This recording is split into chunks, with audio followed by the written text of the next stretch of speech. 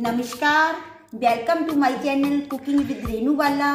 बहुत बहुत स्वागत है आपका अपने चैनल कुकिंग विद रेनू वाला में।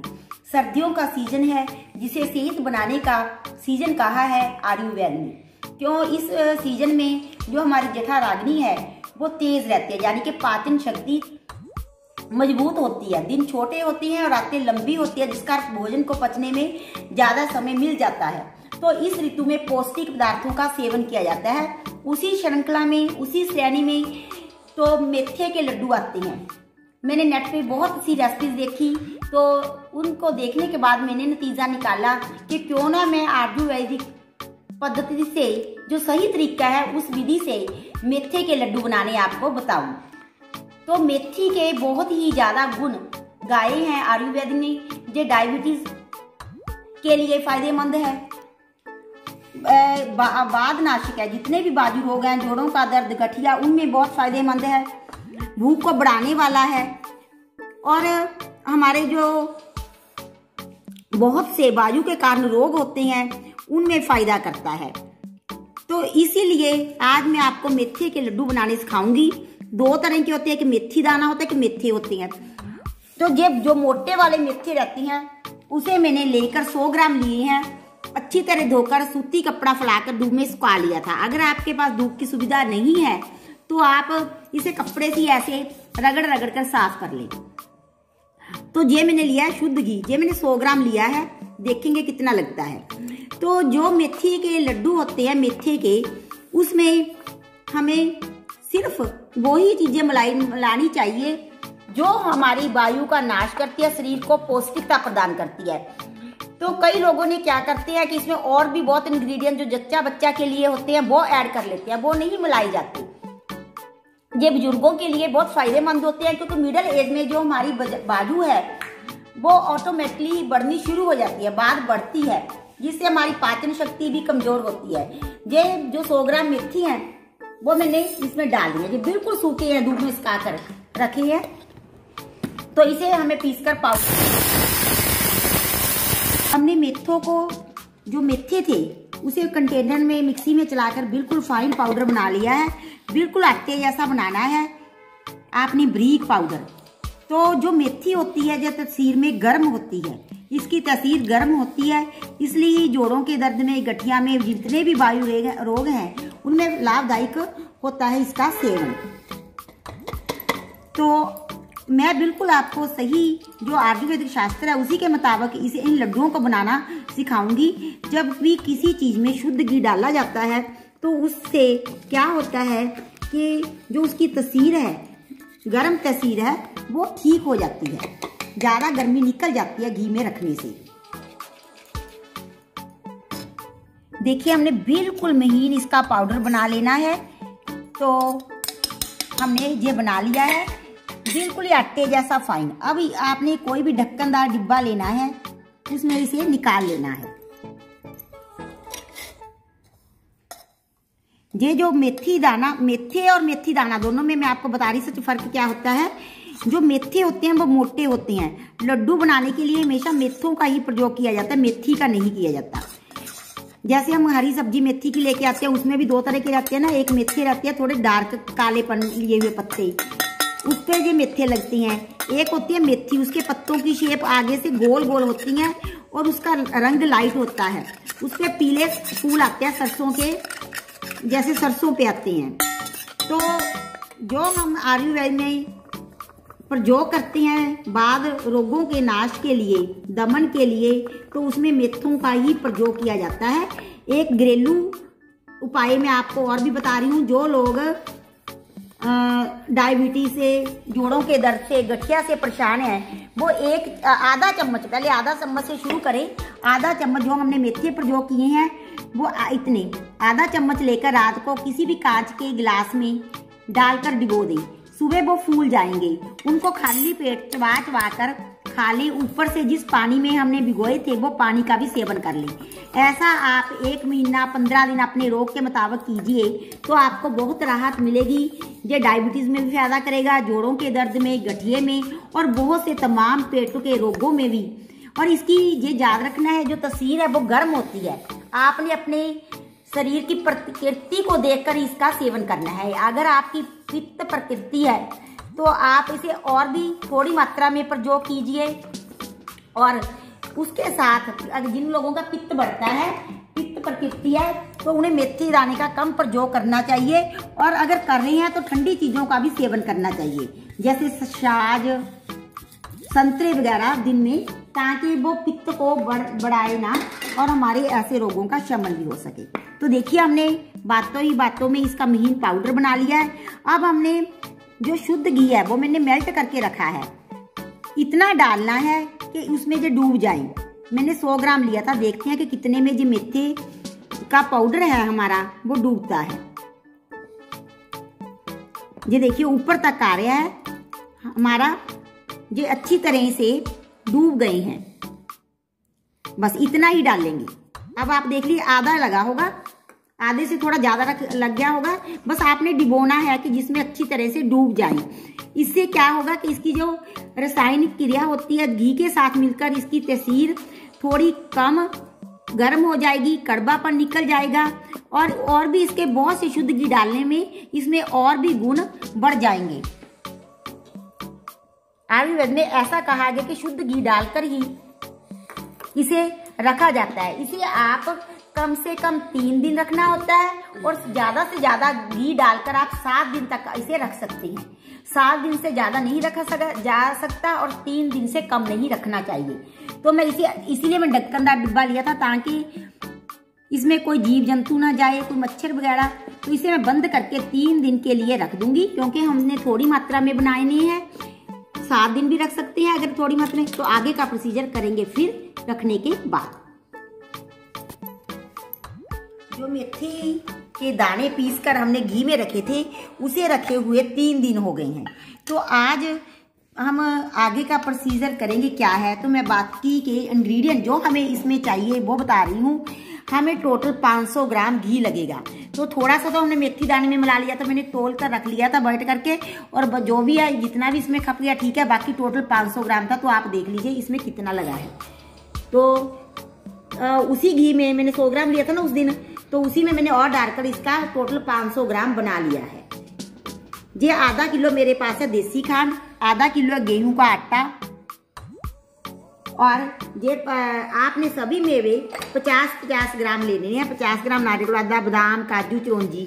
अगर आप ज्यादा प्रकार के लेके दें तो उनकी मात्रा 25-25 ग्राम कर दें। तो टोटल आपको 200 से लेकर 250 ग्राम के बीच इतने सामान के लिए मेवा बहुत है, क्योंकि हम मेवा के लड्डू नहीं बना रहे, हम मेथी दाना के बना रहे हैं। तो जो मेथी दाना है वो वात, पित्त, कफ तीनों का नाश करता है। हमारे आयुर्वेदिक शास्त्रों में, पुस्तकों में ऐसा कहा गया है कि प्राचीन समय में जब थोड़ा इसे गर्म कर ले, सर्दी का मौसम है, तो जो घी है वो जम गया है मेथी दाना में, फिर इसे भुनेंगे। तो जब सीमेंट नहीं होता था, राजे महाराजे किले बनाते थे, तो उन्हें मजबूती देने के लिए गुड़, सन, चूना के साथ मेथी दाना पीसा जाता था और उसमें चनाई की जाती है। तो अब आप देख लीजिए मेथी दाना दोनों डिफरेंट होते हैं, दोनों के मतलब गुण लगभग एक जैसे हैं। जो हमारा मेथी दाना है, मेथी दाने वे बालों के लिए भी बहुत ज़्यादा लाभकारी है। तो नंबर 3 जो मेथी दाने है वह बवासीर रोगों में भी बहुत फायदा करता है। उसके लिए मैं आपको एक नुस्खा भी बता रही हूँ। अगर बवासीर हो तो हमें 2 कप पानी में 1 चम्मच मेथी दाना उबाल कर, जब आधा कप पानी रह जाए तो उसे छान कर ले लेना चाहिए। वो बवासीर और रक्त तिसार दोनों में लाभकारी होता है। मेथी दाना कब्ज के लिए रामबाण है। जिन लोगों को कब्ज की शिकायत रहती है वो आधा चम्मच, अपने शरीर की तस्वीर भी देखनी है। अगर पित्तजन्य तो कम लेना है क्योंकि जी गर्म होता है, तो लेकर आप पानी के साथ निगल ले, तो जब पेट में जाकर फूलता है, जो आंतों में जमा हुआ कफ है चीकना, उसे तर करके चीकना करके निकाल बाहर फेंकता है। मेथी दाना तो रामबाण है। एक बात मैं और बता दूं, मैंने बहुत से वीडियो YouTube पे देखे, तो उसमें किसी में गोंद डाल रखा है, किसी में कुछ डाल रखा है। तो जो अपना अपना है, मैं अपने मुताबिक बता रही हूँ, जो मैंने जितना कि मेरे को आयुर्वेदिक का ज्ञान है। हमारे आयुर्वेद में से वात जन्य रोगों के नाश के लिए बताया गया। तो अब हम सभी वस्तुएं इसमें जो मिलानी चाहिए वो बाढ़ जन्य रोगों को नाश करने वाली ही मिलाएंगे। ठंडी तसीर की कोई भी वस्तु इसमें नहीं मिलाएंगे, ताकि एक प्रॉपर जॉग बन जाए। जो घर में बड़े बुजुर्ग हैं उनके लिए भी ये मेथी दाना बहुत ज्यादा लाभकारी होता है। मेथी दाने के लड्डू, क्योंकि ये बाढ़ का नाश करता है। जब हम मिडिल एज में होते हैं तब से लेकर बुढ़ापे तक हमारी जो बाजू है वो बलवान होनी शुरू हो जाती है, और इसीलिए जोड़ों का दर्द, घुटने वगैरह में दर्द हमारे करते हैं। तो ये पिघल जाए थोड़ा, फिर हमें मेथी दाना जो हमने रखे थे घी में भिगोकर, तो हम उसे भूनेंगे। वो बताऊंगी कि किस प्रकार भूनना है, कितना समय भूनना है और उसकी क्या पहचान है कि ये भुन गई है। घी के कारण, सर्दी के कारण जो घी जम गया था उसे मैंने निकाल लिया है थोड़ा डिब्बी को गर्म करके। तो अब हम इसे भूनेंगे। तो कम आंच पर भूनना है। भूनने से थोड़ा इसका कलर भी चेंज होएगा और ये फूल भी जाएगा। मैं आपको टाइम भी बता दूंगी कि कितना टाइम लिया है। मैंने मोटे पेंदे वाली कढ़ाई ली है। तो मैं आपको ये साथ साथ भूनती भी जाऊंगी, बताती भी जाऊंगी। आप 200 से 250 ग्राम तक के इसमें मेवा डाल सकते हैं।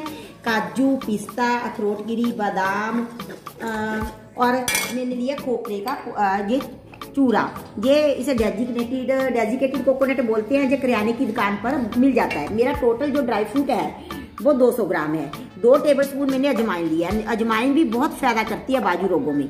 और काली मिर्च का पाउडर है मेरा बड़ा, 1 टेबलस्पून काली मिर्च पाउडर, 5-7 इलायची के पाउडर, हरी इलायची के नग लिए हैं।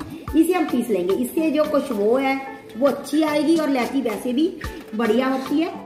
तो कई लोग जायफल भी डालते हैं, जायफल भी डाल सकती हैं। उससे पाचन सर्दी में अच्छा रहता है, गर्म होता है वो। परंतु बाकी की चीजें नहीं हमें अवॉइड करनी। गोंद तो बिल्कुल ही नहीं मिलाना चाहिए इसमें। गोंद के अलग लड्डू बनते हैं लेडीज के लिए। तो अब हम इसे लगातार हिलाते चलाते हुए भूनेंगे। मैं आपको बता दूंगी कि मेरे को भूनने में कितना समय लगा है। इससे सिर्फ आपको आइडिया होगा, क्योंकि हो सकता है आपकी कढ़ाई ज्यादा पेंदे वाली हो, मोटे पेंदे वाली जगह। मैं बिल्कुल कम आंच पे इसे भून रही हूँ, क्योंकि जब हम तेज आंच पे किसी पदार्थ को भूनते हैं वो ऊपर से तो उसका रंग बदल जाता है, परंतु बीच से काला हो जाता है। जब हम भूनेंगे तो मैं आपको इसकी पहचान बता दूंगी जब भून जाएगी, कि आप ध्यान से देख ले कि पहले इसका कलर कैसा है, किस प्रकार की है। हमने अपने मेथी दाने को बिल्कुल कम आंच पे, लो फ्लेम पे 18 मिनट भुना है, क्योंकि हमारा जो मेथी दाना था बहुत कम था, 100 ग्राम था। तो ये भुन गया है। इसकी पहचान किया, इससे खुशबू आ रही है और इसका कलर भी इस प्रकार का हो गया है। आप पहले जब स्टार्ट किया था तब का वीडियो देख लें अब देख लें। तो मैंने 18-19 मिनट कह लो इसे लगभग भून लिया है। तो अब हम इसे जिस परात में लड्डू का सारा मटेरियल मिक्स करें, मैं उसी में निकाल रही हूँ, ताकि हमें आटा वगैरह भूनने के बाद भी इसी में निकाल लेंगे।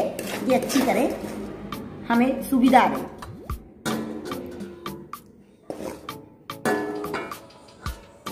बस सारा मटीरियल मैं इसमें निकाल लूंगी, फिर और आगे का प्रोसीजर करेंगे क्या करना है। तो हमने टोटल आपको बताया था कि 500 ग्राम घी लिया था मैंने, थोड़ा उसमें मिला दिया था मेथों में। तो जो बाकी का बचा है तो उस दिन को उसी कटोरी में मैंने माप लिया था जिस दिन हमने मेथे भिगोए थे। तो मेल्ट करके भिगोया था ना, तो उसी में हम अपना गेहूं का आटा भूनेंगे। और जो हमने गेहूं का आटा भूनना है वो भी हमें, जब भी हम कोई भी पौष्टिक जो बनाते हैं किसी भी आटे को, हमें तेज आंच पर नहीं भूनना होता। उससे क्या होता है कि ऊपर से वो जल जाता है, हमें लगता है कलर चेंज हो गया, अंदर से वो कच्ची रह जाती है चीज। और जब हम खाते हैं उसके पूरे पौष्टिकता और गुण हमें प्राप्त नहीं हो पाते। अब जो घी है हमारा, ये शुद्ध घी है, इसमें हम आटा को भून लेंगे मेल्ट होने पर। तो इसे भी मैं कम आंच पर, आटा तो आपको गेहूं का आता ही है भूनना सभी को, फिर भी बता दूंगी कि इसे भी मैं लो टू मीडियम आंच पर भूनूंगी। लो टू मीडियम पे हम इसे भूनेंगे।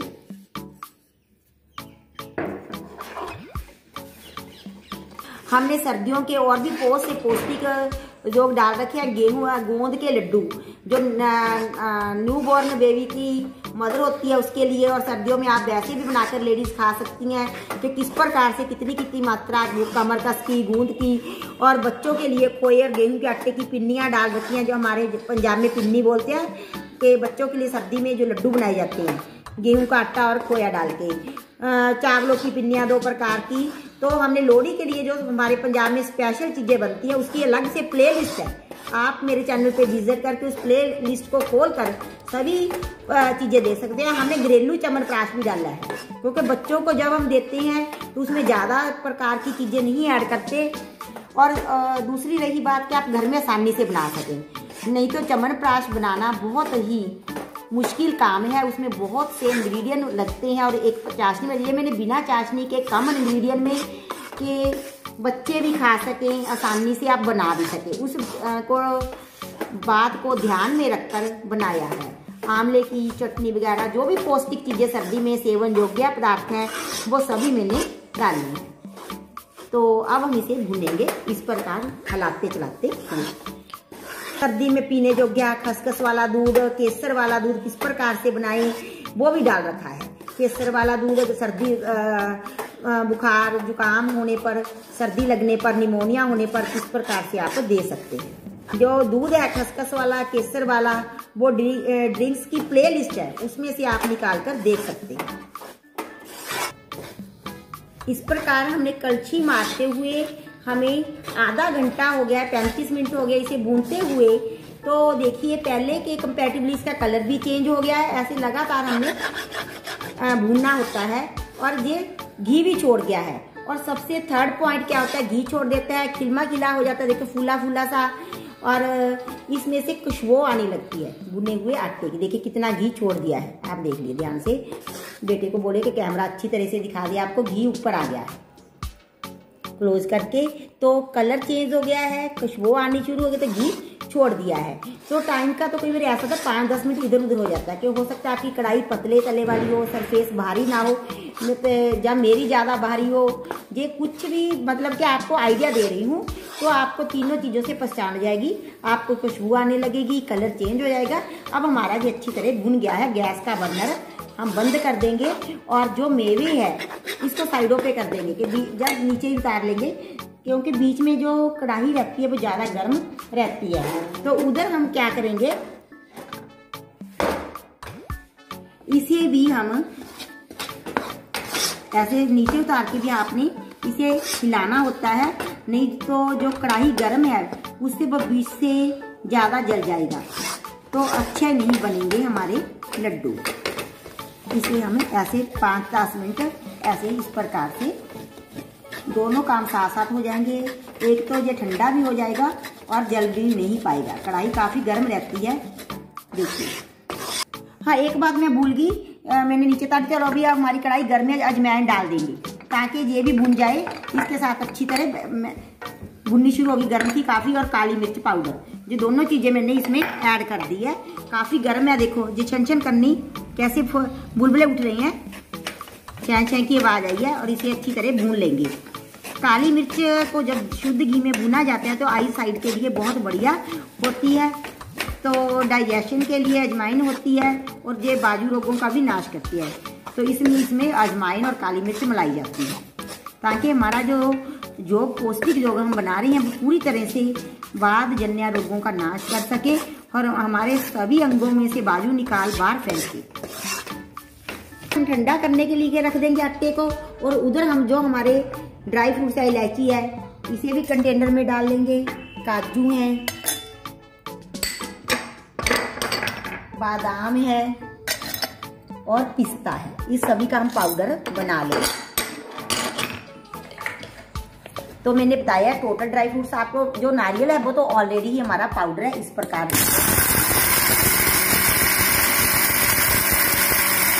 हमने सभी ड्राई फ्रूट्स को पाउडर बना लिया है, ताकि जो पाउडर चीजें वो आसानी से सभी चीजों में तेल रहता है, तो इससे ये ऑयली हो गया है।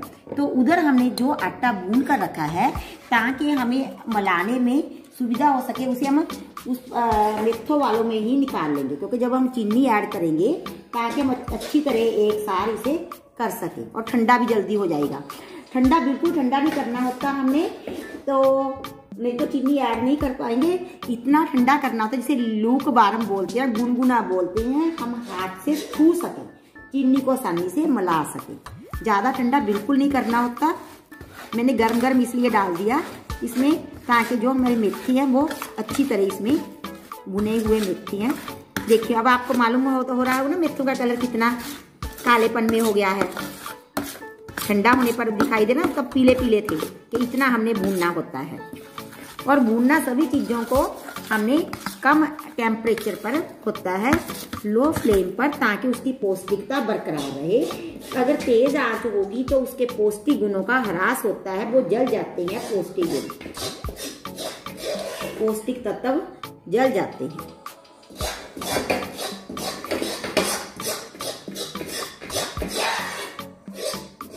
जो मेथे वाला भून कर रखा था उसमें हमें इसे अच्छी तरह ऐड करना है, ताकि अब गर्म है सभी मेथे वगैरह एक जान हो जाएं। इसमें ही हम नारियल का जो बुरादा है 50 ग्राम वो भी मैं ऐड कर दूंगी। सभी चीजें इसमें बहुत ही पौष्टिक है। और ऐसा नहीं करना होता, कई बार बोलते हैं कि यूट्यूब वाले ने ऐसे बताया था, इतनी मात्रा में, ये बहुत थोड़ी मात्रा में अपनी पाचन शक्ति के मुताबिक ही दूध के साथ खाए जाते हैं। ऐसे नहीं कि जैसे नॉर्मल लड्डू होते हैं उतने बड़े बड़े लड्डू आप, ये लड्डू भारी होते हैं, सभी चीजें पौष्टिक है। तो आपको अपनी पाचन शक्ति के अकॉर्डिंग छोटे छोटे लड्डू बनाकर दूध के साथ एक लड्डू का सेवन करना होता है। जब भी आप ऐसी चीज़ों का सेवन करते हैं तो आपको अचार, चटनी, तेज मिर्च, मसालेदार भोजन का परहेज करना चाहिए, ताकि पेट में गैस ना बने और ये जो हम खा रहे हैं पौष्टिक पदार्थ वो हमारे अंग लगे, पच जाएं। तली भुनी चीज़ों का परहेज करना होता है, भारी चीज़ों का। हल्का और सुपाच्य भोजन ही लेना होता है। ये 4 प्रकार के मगज होते हैं, पंसारी की दुकान से मिलते हैं, जो मैं भूल गई थी। आप 25 ग्राम तक, 20-25 ग्राम तक इसमें 4 प्रकार के मगज भी ऐड कर सकते हैं, ताकि जो भी आप बना रहे हैं ये बिल्कुल ठंडा हो चला है। अब इसमें मिलाएंगे हम अपना मेवों का जो हमने पाउडर बनाकर रखा है।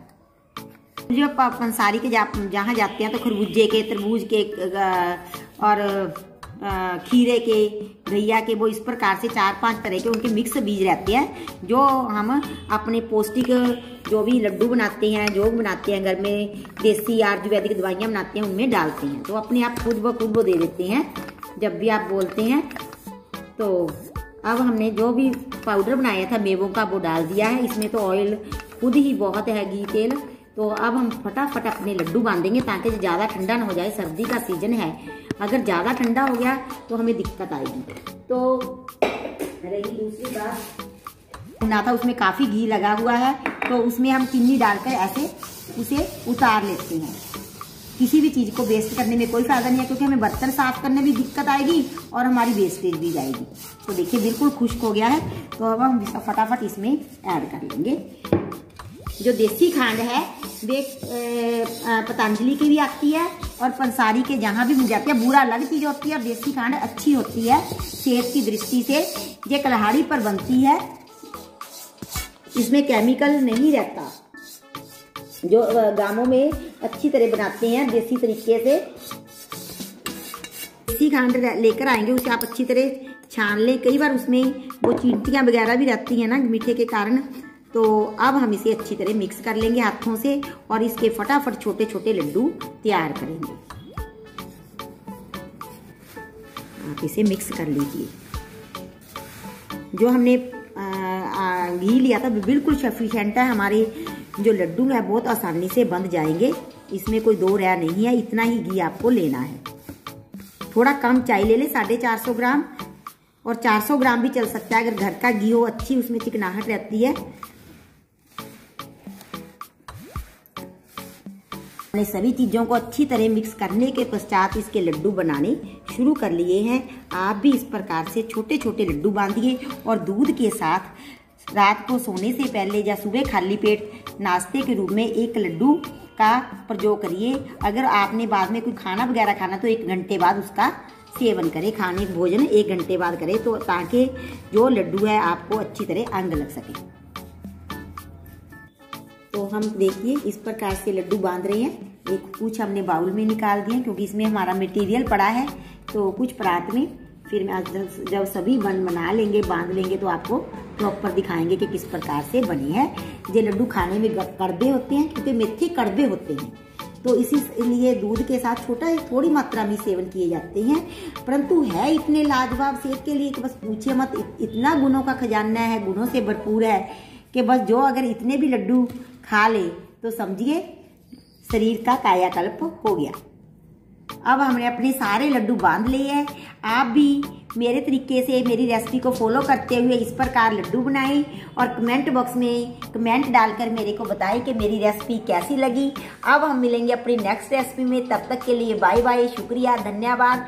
अपना रखिए ख्याल और पर्यावरण का भी, पानी बचाइए, पेड़ पौधे लगाइए।